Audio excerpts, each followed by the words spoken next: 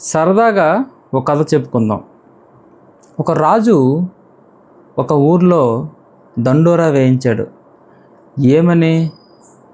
ప్రతి ఒక్కరింటి దగ్గర నుంచి నా కోటకి మేకలు తీసుకొని రండి, ప్రతి ఒక్క ఇంటికి ఒక మేకను చొప్పున తీసుకొని రండి, నేను అక్కడ గడ్డి వేస్తాను, ఆ గడ్డి ఏ మేక అయితే తిందో వారికి బహుమానం అని చెప్పి ప్రకటన చేశాడు.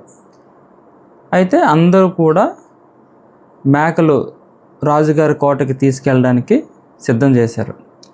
అందరూ ఫుల్గా ఇంటి దగ్గర మేకకి గడ్డి అవన్నీ వేశారు.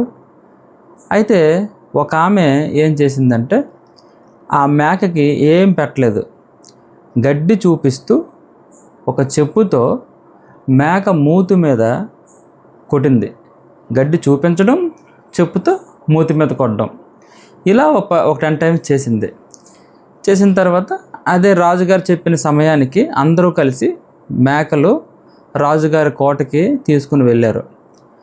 ప్రతి మేక కూడా రాజుగారి పెట్టిన గడ్డి ప్రతి మేక తిన్నది.